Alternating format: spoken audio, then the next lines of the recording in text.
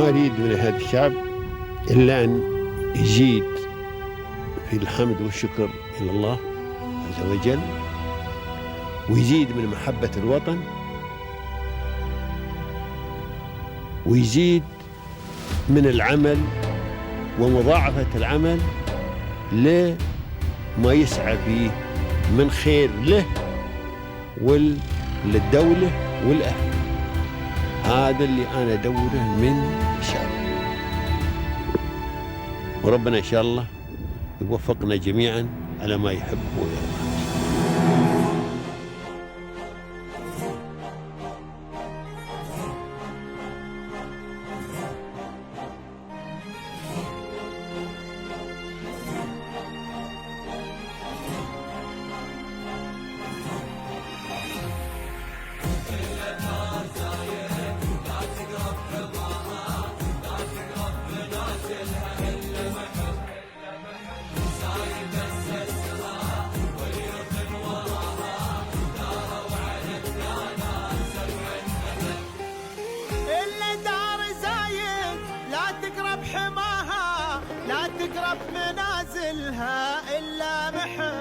UAE leadership, I actually think about UAE as an all and as Dubai as a trading hub. I always think the country here, they think more as a business. They don't really think as a country and leadership. They look at the problems. I mean, I remember in 1998, I was here in the office and there was a crisis here. And I was sitting, we were working two shifts. And about 9, 10 o'clock at night, I've seen Sheikh Mohammed passing by. He was the crown prince. He came to our shop and he said like, Assalamu alaikum, what do you think about, do you need any help? Do you need anything? How are things going? You know, asking question. So I feel the country here is so flexible and so adjustable to wherever things happening in a very flexible way. I mean, there is no strict rules. They always look at the problems and then they make the rules on top of the problems. And they always support. Yani, from the Dubai municipality, change the rules of the product validities. Any crisis we face, they're always adjustable. And you find all this support and rent and government expense. And so it's not really, you feel like the government, you think they are traders more than the government. So they help you when they see the problem and they help the whole countries.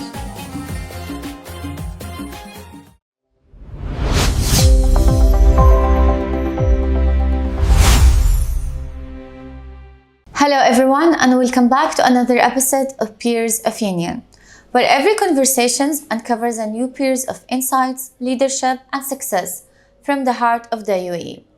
Today we meet someone who has been carrying a legacy that started in Dubai almost 5 decades ago. A family group that has been trading with food since 1978. So let's welcome with me Mr. Talal Arar, the Managing Director of Arar Trading Co., one of the region's most trusted food trading companies operating across the UAE, India, Turkey and Libya.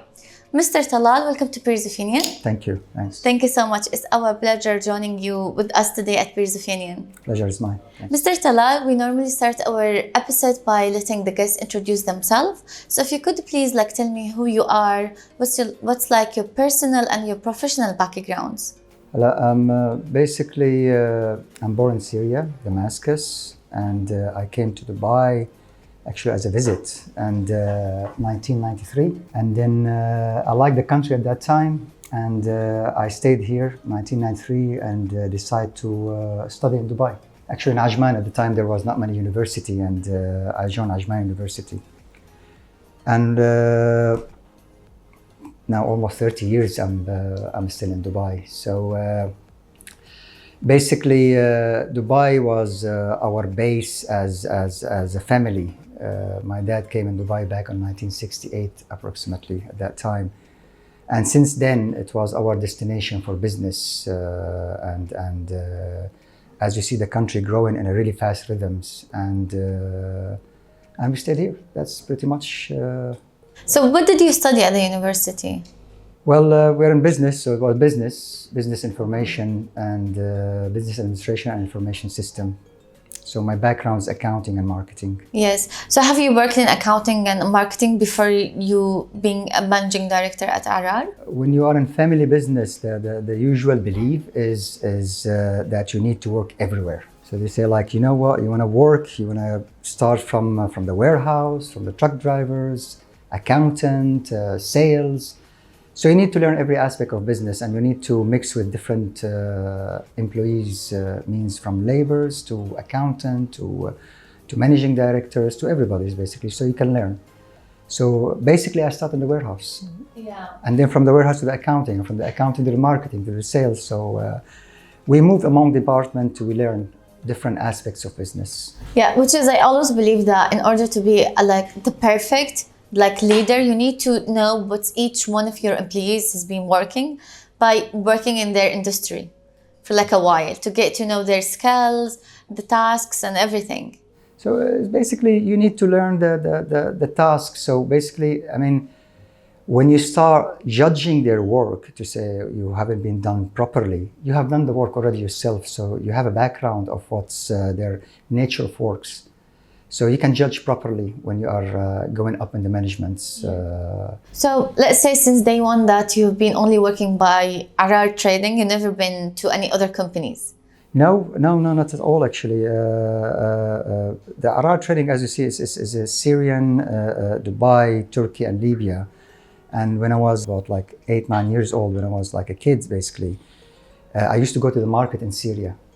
So it's growing you know, like you go to the market, even you don't understand business in a way, like, you know, so you see the product they're dealing, you start asking questions, you see the customer, you see the way they are communicating. So slowly, without even you feel it start to build in you. Yeah. So that's what I say, like now for the next generation, we are the third generation in the company. So even if it's like, if my kid will come to the office doing nothing, but he will observe. He will start to see the nature of business, how you're communicating, how you're talking with different people. So actually you're learning and you're building up. Yeah, especially when it comes to family businesses, they always love to keep it as a family business. So next generation would always take it further. That's right and not right in a way, because you need to evaluate the right person in the right place. So when it comes to the family, what you say is correct, but it needs to be changed, because then you have very limited options. So if that person is still a family, but it's not good, so why should we put him in the business? But I would say it's like each generation is different. So I would say like when you became a managing director is different to when your father was a managing director or the first generation, because you're getting like a new ideas, you're getting like developments. Back in the days, that was the thoughts basically.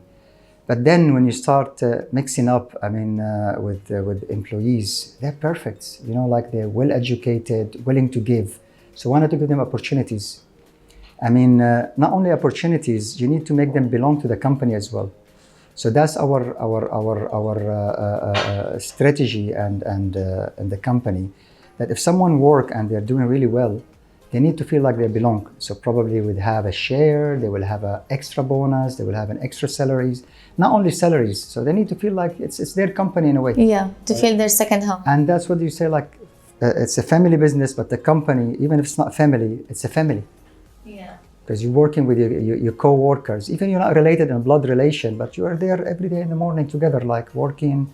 So in a way, like you spend more time with your co-worker than your family sometimes. Yes. Yeah. So I think, of course, family business is important, but to grow, you need to mix definitely with non-families and see the expertise of them and add them to work. Otherwise, you will not grow. Yeah, I would agree. How do you feel by carrying that legacy with you? In which sense? So, like it's like you are the third generation of Arar Trading, so you are carrying this, and then I don't know who's gonna be the next managing director, but like it would be like feel a responsibility, some sort of responsibility. Whether it's a family or non-family, whether you're a managing director, it's a responsibilities, right? But when it comes to family, I mean, it's you cannot escape it, right? So if I'm an employee, I'm making my salary, and by the end of the day, I just walk home.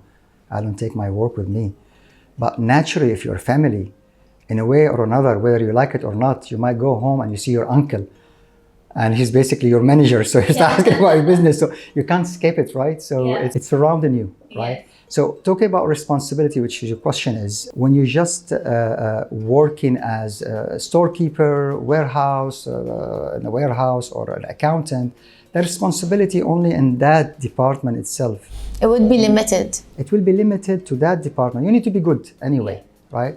But if you're managing the whole company, you need to understand that there's so many family as a family business, depending on the incomes that you need to generate, right? So that's the responsibility you need to carry. And then a company that's been there for 3 generations, you need to make sure it will continue. It's not like when you start your own business and then like, I work, doesn't work, okay, I close it down, move to another idea. It's not bad things, right? But you're starting the business, but when the business is established already, you need to make sure you maintain it. Not only maintain it, the goodwill of the company, been there for 3 generations, and sometimes the goodwill of the company more important than the company. So the name of the company is the value.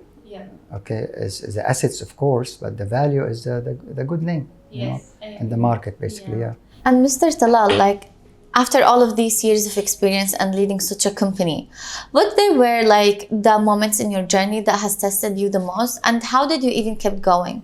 Experience and basically the problem you face. There's usual challenges, let's say, not to call it problem. Problem is a problem, but let's say challenges, because there's challenge you need to act upon it, basically.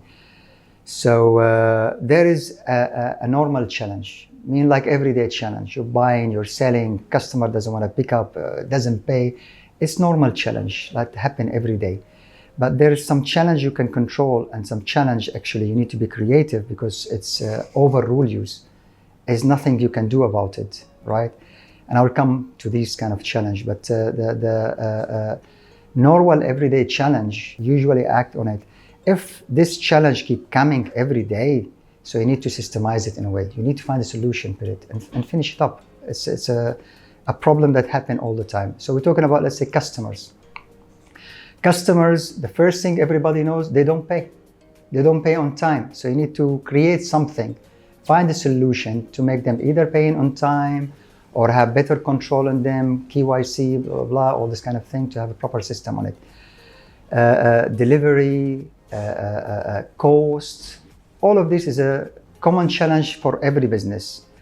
Now, the challenge that usually overrule you is something like, recently COVID, for example. It's overrule you, like it's imposed on you, right? You cannot really do much about it, right? But with every challenge you face, right, it's unique. And the way you interact and the way you can move, sometimes these challenges become actually opportunities. So talking about COVID, when COVID came, everybody freaked out, what's happening, we don't know what's happening, all this kind of thing. But I would tell you it was one of the best years since 2008. It's just because you are in the food industry, I would say. Right. And this is something that people would really need every single day in their lives. True, so we was lucky. Yeah. Right. So the challenge we faced at that time, it was actually they closed the whole area here in Arar, because basically there was a lot of COVID and stuff like this. So food was good, and so the challenge was not really harsh on us. Did you get affected in terms of the logistics and the payments, I would say? Everything's. Yeah. But what I would say, there's always in business, there is good days and there's bad days. And our old saying usually, save the good days money to the bad days. Yeah. Okay, which I see in most of, let's talk about my circle. Let's not generalize things because everybody's different. I see people when there is a good days, they start overspending. They start reacting, and not think that this will be last forever, right?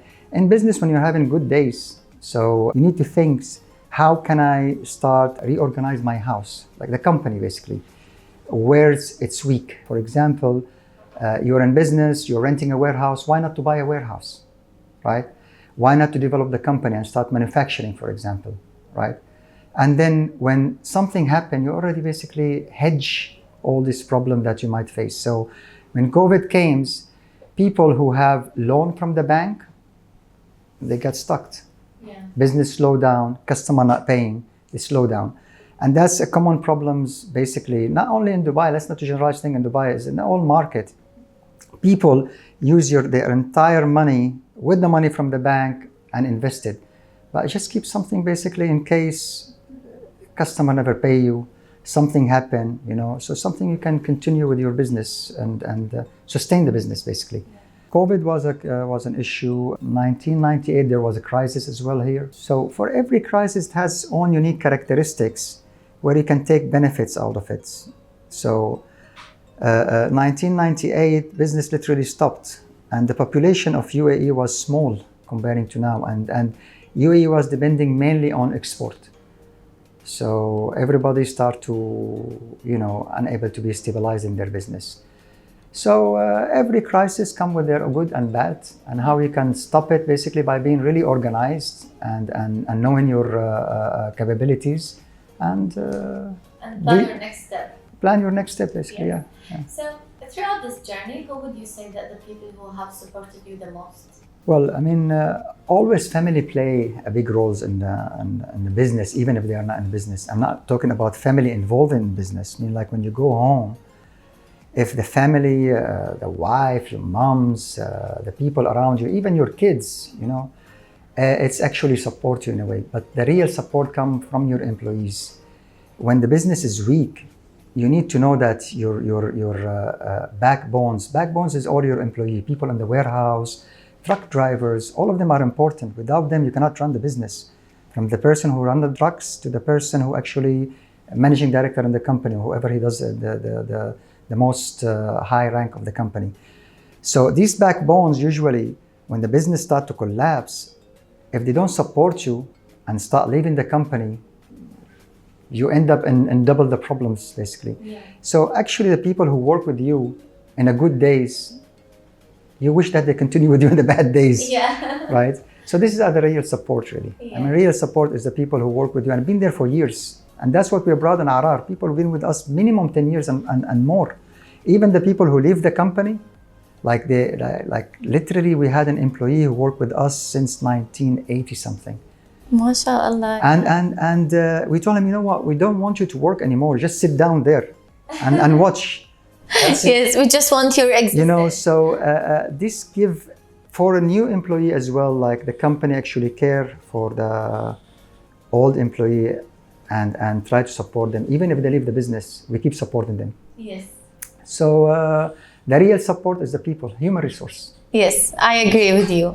So tell me more about Arar trading. So what was the vision when your family has decided to get into the trading and the logistic industry in food? The decision, I heard a story from my dad, how he actually decided to come to Dubai. And I told him, 1968 something, or 67, it was a desert. People, they don't know Dubai basically at the time. So he said to me, I'm not really sure, but the story I heard that he came because two of his friends have a business conflict and he came to fix it up. But he said, I've seen an opportunity basically here. I mean, anything you would bring, the country will observe. It's just imagine basically you go to Africa somewhere or an underdeveloped country, and then you bring service.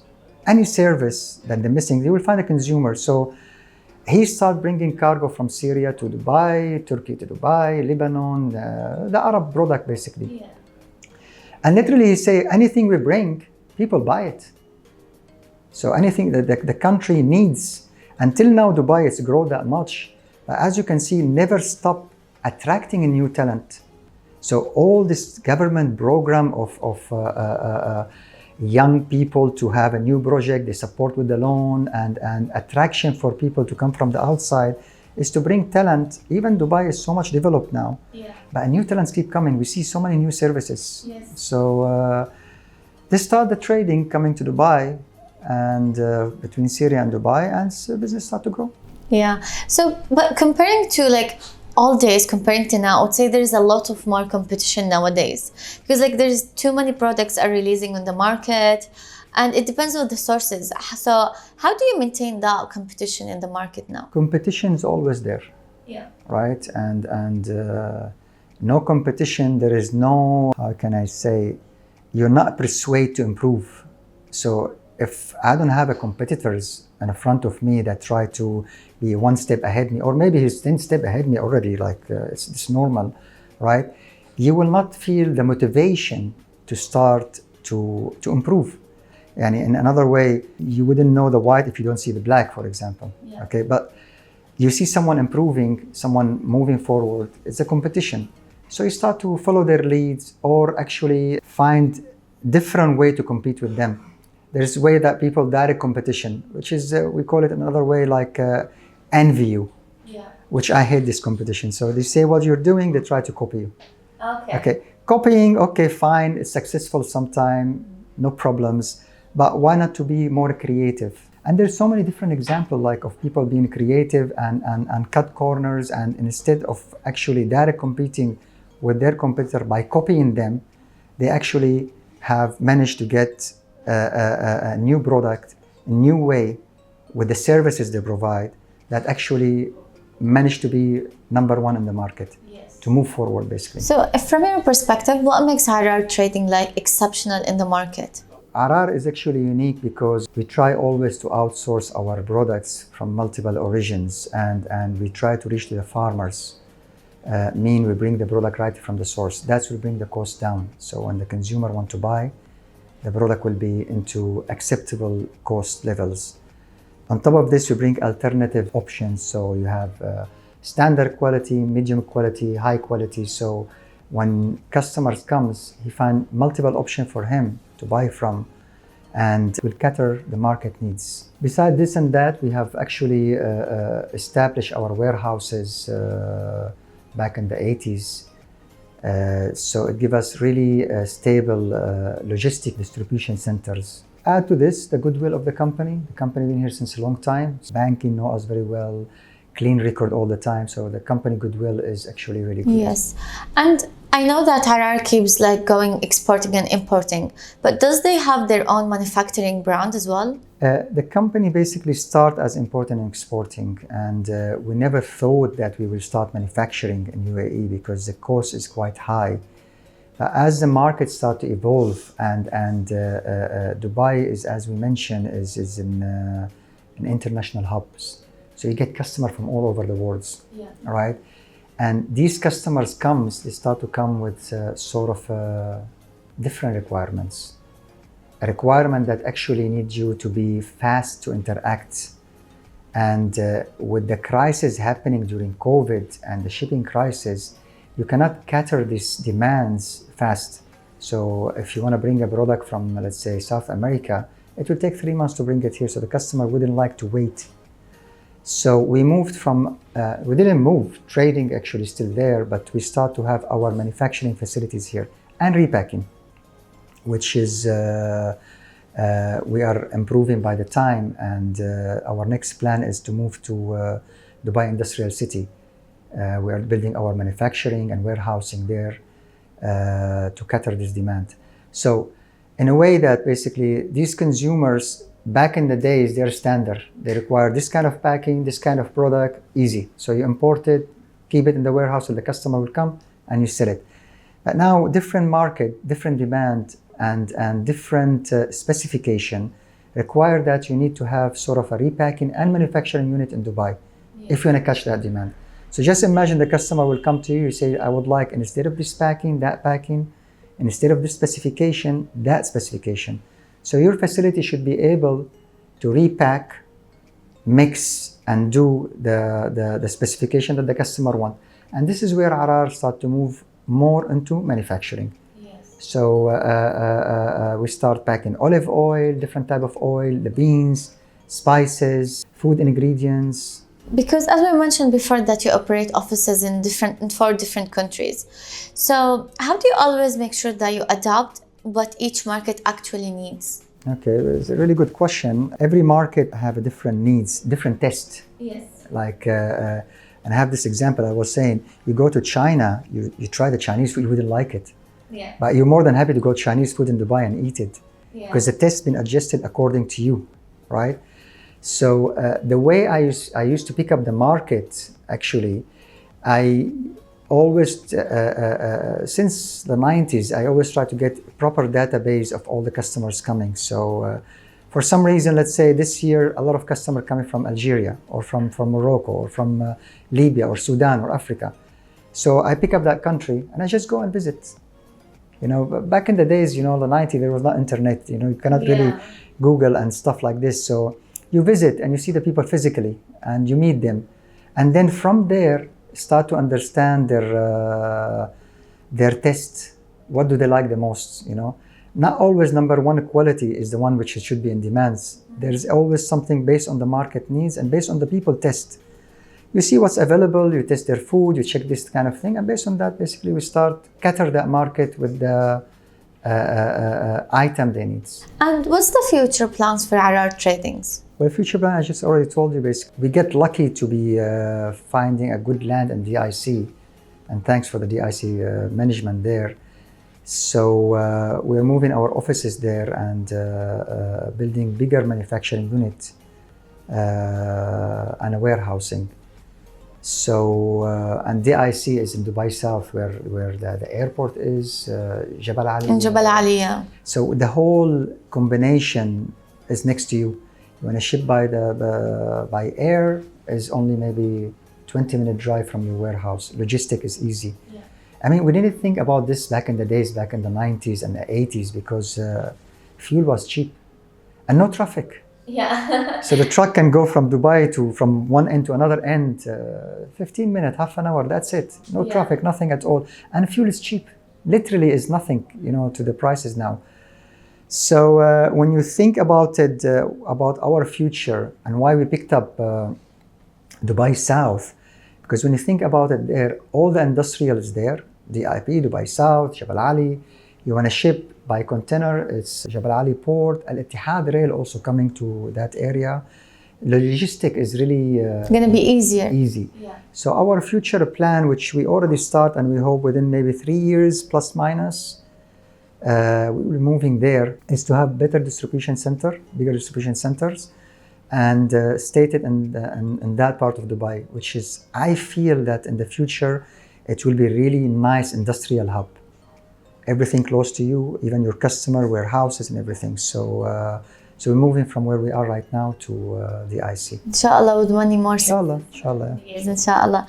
And Mr. Talal, if a young person has came to you and they said, I want to build a career in food trading and sourcing, what a piece of advice you would like to give to young generation? بالنسبة للyoung generation, advice, any business, not only food, any business you want to start. I start my day to go to the gym in the morning. I like the gym. And I think it's actually affects your whole day. يعني it affects your whole day in a positive way.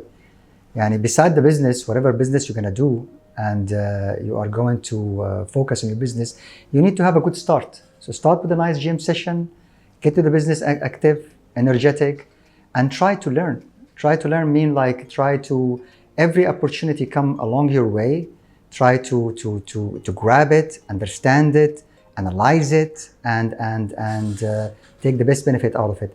And listen to the people who was in business and take their advice and see if this advice could work for you. And of course, if you're starting your own business, if anybody's starting their own business, financial is a big part of your business. Don't spend what you make, save something for the good days. That's pretty much it. And Mr. Talal, Dubai has given Arar Trading a space since 1978 to build this successful company. What a message you would like to send to the UAE leaderships? UAE leadership, I actually think about UAE as an whole and as Dubai as a trading hub. I always think the country here, they think more as a business. They don't really think as a country and leadership. They look at the problems. I mean, I remember in 1998, I was here in the office and there was a crisis here. And I was sitting, we were working 2 shifts. And about 9, 10 o'clock at night, I've seen Sheikh Mohammed passing by. He was the crown prince. He came to our shop and he said like, Assalamu alaikum, what do you think about, do you need any help? Do you need anything? How are things going? You know, asking question. So I feel the country here is so flexible and so adjustable to wherever things happening in a very flexible way. I mean, there is no strict rules. They always look at the problems and then they make the rules on top of the problems. And they're always support. Yani, from the by municipality, change the rules of the product validities. Any crisis we face, they're always adjustable. And you find all this support and rent and government expense. And so it's not really, you feel like the government, you think they are traders more than the government. So they help you when they see the problem, and they help the whole countries. Yes. So yeah. Mr. Talal, thank you so much for joining us today at Peers of Union, and we learned a lot from you today. Thank you very much, appreciate it. And as we come to the end of our episode for today, we hope this conversation has left you with valuable insights, fresh perspectives, and perhaps a new Peers of inspiration. Thank you for joining us today on another episode of Peers of Union. Stay tuned for another episode next week on Sama Al Ain TV. Until then, take care and goodbye.